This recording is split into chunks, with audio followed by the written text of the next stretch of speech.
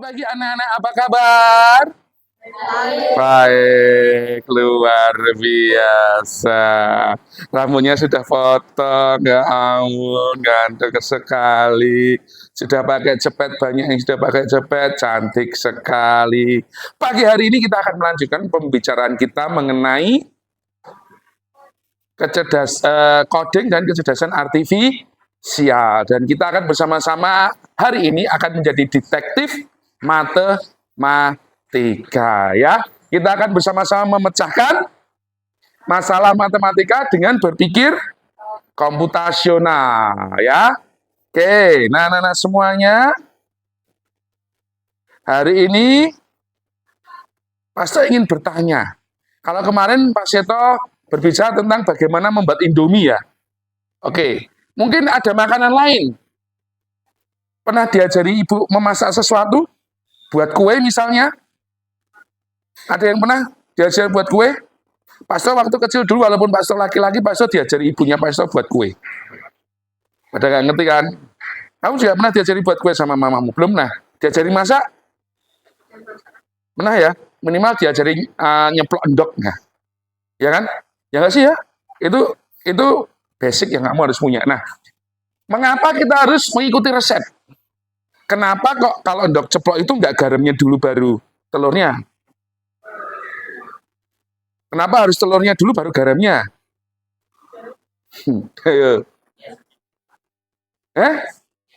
Iya, karena hasilnya tidak merata. Atau bagaimana yang tadi kalau kamu bikin kue coklat, tapi coklatnya dikasih coklat dulu, baru dikasih adonan kuenya gitu. Gosong, rusak, ya loh. Atau bikin telur ceplok, garamnya dulu, baru telurnya. Aneh. Ya kan? Gitu ya anak-anak. Nah, di dalam memasak urutan memasukkan bumbu itu sangat penting. Bahkan chef-chef hebat itu dia punya punya resep rahasia itu di timing. Timing itu bagaimana membuat masakan yang enak itu berdasarkan cara memasukkan bumbunya. Bumbunya dimasukkannya gimana? Tepat enggak? Garam dimasukkan waktu apa? Gula dimasukkan pada waktu apa? Atau bahkan seorang baristra. Wah, tahu baristra enggak kamu? Baristra tahu baristra. Kopi itu yang kamu tahu gimana? Kasih bubuk kopi dulu baru diseduh, kasih air kan? Sekarang ada teknik baru, nggak tahu baru apa, pastor yang baru tahu ya. Susu air panas dulu dikasih, baru ditabur di kopi. Itu katanya rasanya akan berbeda. Entahlah apa itu, tetapi yang pasti urutan itu amat sangat penting dalam iya, memasak dan lain sebagainya. Dalam hidup kita juga urutan penting. Mamamu ketemu papamu sih, ya toh, menikah, ya toh. Terus mama hamil kamu gitu kan. Nggak mungkin dong, kamu ada dulu baru mama menikah, terus kamu masuk rahim lagi, terus keluar lagi gitu kan, nggak mungkin. Ya kan? Orang nggak hidup kan gitu ya. Kamu jadi anak-anak, kamu ngompol, sembarangan. Loh iya nggak sih? Ya nggak? Habis itu kamu bisa pipis sendiri, bisa sendiri dan lain sebagainya. Nanti kamu SD sudah lebih mandiri. Nanti kamu remaja, nanti kamu berkeluarga, nanti kamu punya anak. Kamu menua, kamu mati lagi. Nanti anakmu gitu lagi. Kan gitu ya? Hidup kan gitu ya? Urut kan? Sama. Pasti ada urutan. Nah, sama seperti berpikir komputasional, semuanya ada urutannya. Nah, anak-anak, ya, ternyata cara berpikir terstruktur seperti resep ini juga bisa kita pakai untuk memecahkan masalah.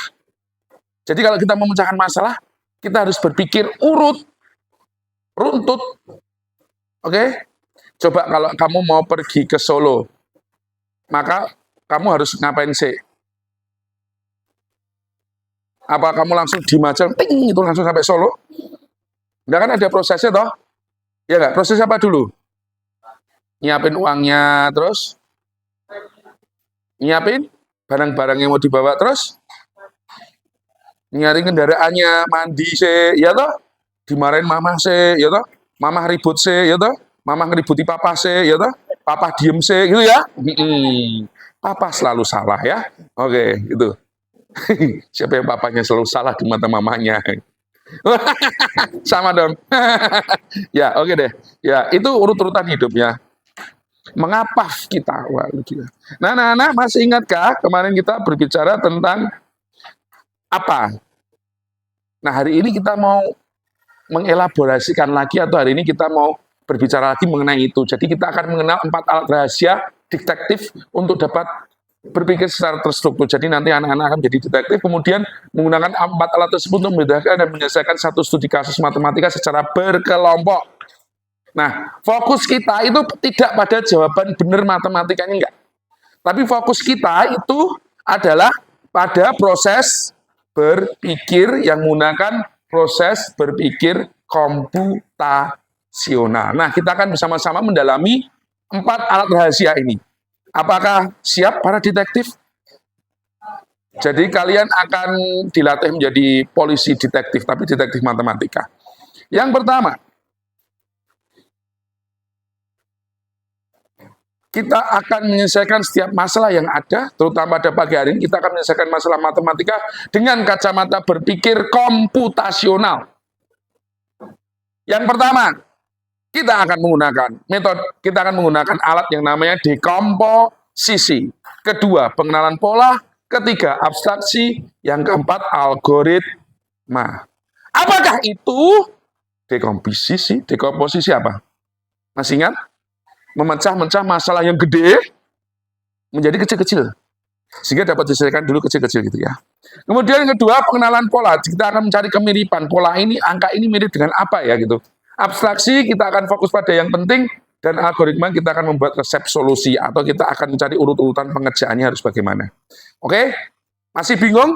Oke, Pak Sito kembali akan sampaikan kepada kalian mengenai hal tersebut. Tapi sebelumnya, silahkan kamu hayati dulu soal ini.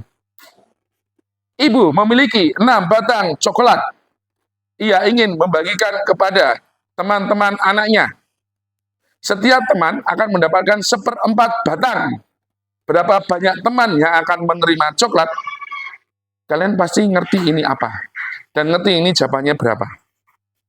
Ya, dibayangin aja. Gitu, harusnya udah tahu ya. Tetapi masalahnya, bukan jawabannya akan menjadi fokus kita pada pagi hari ini. Yang menjadi fokus kita pada pagi hari ini adalah bagaimana cara berpikirnya sehingga nanti kita bisa mencari jawaban dari soal ini. Mengerti? Mengerti? Coba lihat lagi, dipahami. Pak Sto beri waktu 1/4 detik. Ya oke, sudah selesai. Oh, nah, 1/4 detik enggak ya. Dipahami dulu. Lihat. Dipahami. Informasi apa. Sudah? 1, 2, 3, 4, 5, 6, 7, 8, 9, 10. Maaf, sudah selesai. Kita teruskan ya. Oke. Nah, kalau kita akan menyelesaikan soal ini menggunakan 4 senjata tadi, yaitu dekomposisi, pengenalan pola, abstraksi, dan apa tadi? Algoritma, maka caranya adalah sebagai berikut. Nah, pertama-tama kita akan tahu dulu apa itu dekomposisi. Nah, dekomposisi itu adalah memecah satu masalah yang rumit dan besar menjadi bagian-bagian yang lebih kecil. Intinya ada di situ. Sehingga apa? Sehingga lebih mudah dikelola, sehingga lebih mudah dikerjakan. Ya, tujuannya agar kita tidak bingung dan kita bisa fokus menyelesaikan satu persatu. Ya toh? Kayak kamu pergi ke Solo kan nggak mungkin langsung semuanya kamu kerjakan semuanya, kamu dalam waktu yang sama kamu ambil pakaian, kamu siapin semuanya, kamu siapin, nggak mungkin toh. Mesti, nyiapin pakaian dulu, ya kan? Terus nyiapin apa dulu kan. Nah, itu namanya dekomposisi. Nah, dalam soal yang tadi, dekomposisi itu seperti ini. Nah, dipecah-pecah dulu. Kita akan bagi itu menjadi petunjuk-petunjuk. Petunjuk 1, yang diketahui, ada total 6 batang coklat. Benar enggak? Dipecah-pecah ya. 2, petunjuk 2, ukuran setiap bagian adalah 1/4. Iya enggak? Ya toh? Sedangkan yang ketiga, misterinya yang ditanyakan, berapa banyak teman yang bisa dapat bagian. Ya enggak? Kan dipecah-pecah loh. Nah, kalau di dalam soal cerita, mungkin di kelas 5 kalian sudah diajarkan, kalau mau bikin soal cerita, pertama apa dulu? Diketahui, ya toh? habis itu ditanya, ya toh? Habis itu dijawabkan gitu. Nah, itu sebenarnya kamu sudah dilatih untuk berpikir komputasional. Oke, dipecah-pecah dulu. Oke, selanjutnya. Setelah masalah dipecah, kita mencoba mencari kesamaan pola dengan masalah lain yang pernah kita selesaikan. Nah, pola ini akan membantu kita menebak cara penyelesaian yang paling tepat. Oke, nah kayak gini ya, anak-anak. Polanya ada nggak sih? Polanya adalah kamu punya banyak, gede, tapi dibagi. Ya kan? Ya, maka polanya adalah membagi sesuatu yang utuh menjadi beberapa bagian kecil yang ukurannya sama. Ya nggak sih? Membagi 6 batang coklat, 6 bars of chocolate, ya toh?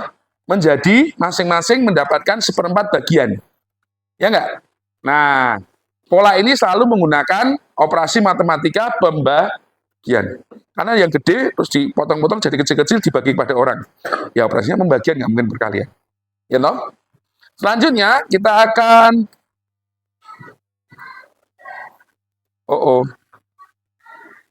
ini bagaimana? Nah, abstraksi. Nah, abstraksi itu apa? Membuang sesuatu atau informasi yang nggak penting. Jadi kita hanya akan mengekstraksi, kita hanya akan memfilter, kita saring informasi yang kita pakai itu yang penting-penting aja. Yang nggak penting nggak usah. Dalam hidup juga gitu ya. Kalau nggak penting nggak usah dipikir. Nanti kamu jadi overthinking, ya toh? Kalau overthinking terus jadi bahaya ya. Pelajaran dari Pak Seto ya. Pelajaran hidup. Sehingga masalahnya menjadi lebih sederhana. Nah, dalam kasus ini, saudara-saudara detektif, loh kok bisa ke sini? Nah, loh, salah saudara.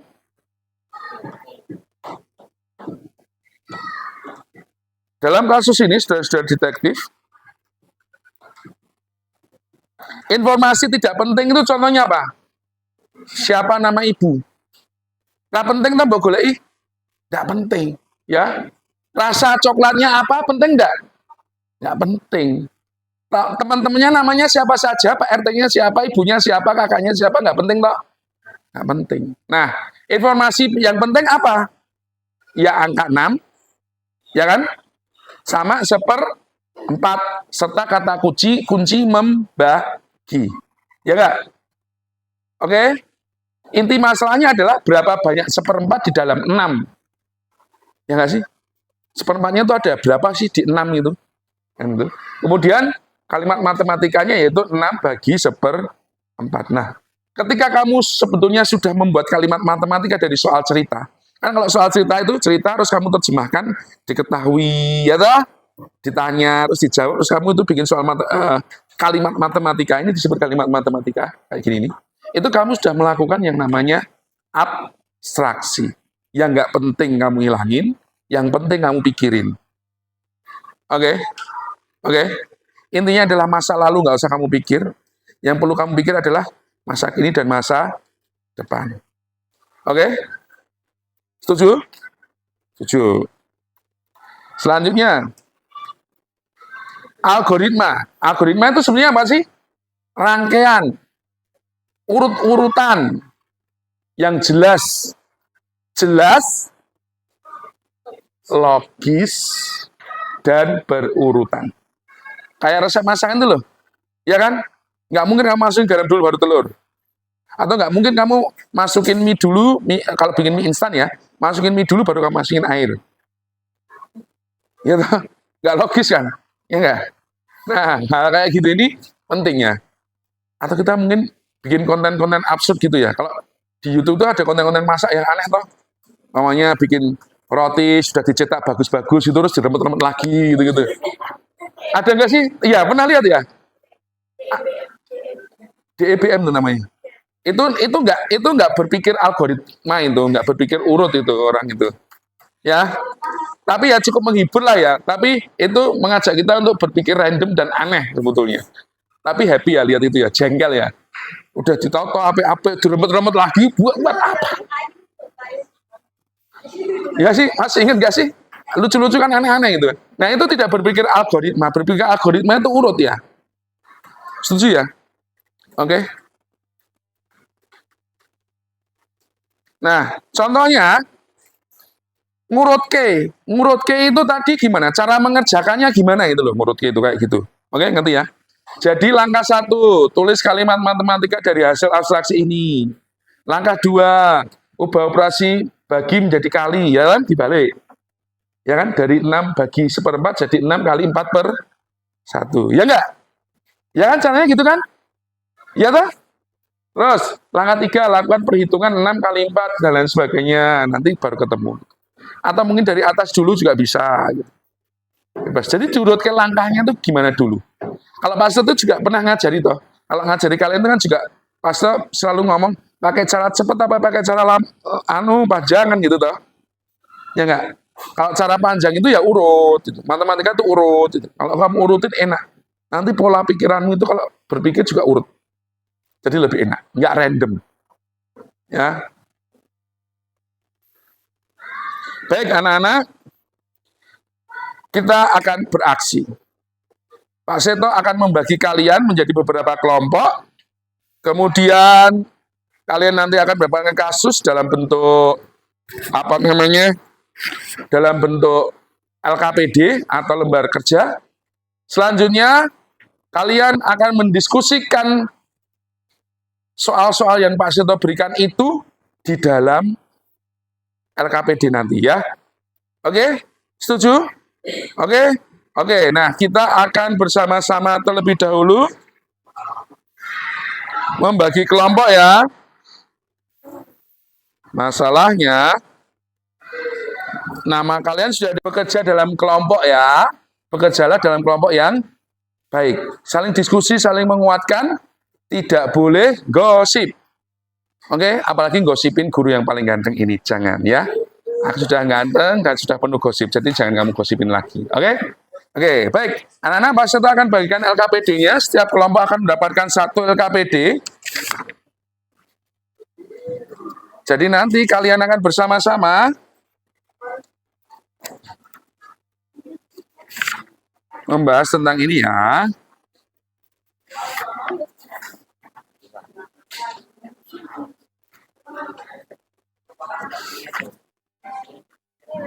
Baik, sudah dapat semuanya? Sekarang silakan tulis nama kelompok, nama anggota. Kok buat sendiri toh? Oh, nama kelompoknya pakai nama kelompok bunga atau enggak ding? Hewan liar. Hewan liar. Hewan liar. Wah. Nama kelompok hewan liar ya. Oke, sudah belum? Sudah belum? Sudah ya?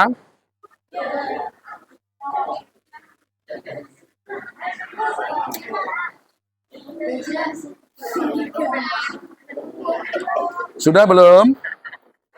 Sudah ya? Oke anak-anak, saatnya kita akan mulai. Waktu kalian 20 menit mulai setelah countdown ini berlaku ya. Tunggu sebentar. 20 menit aja ya.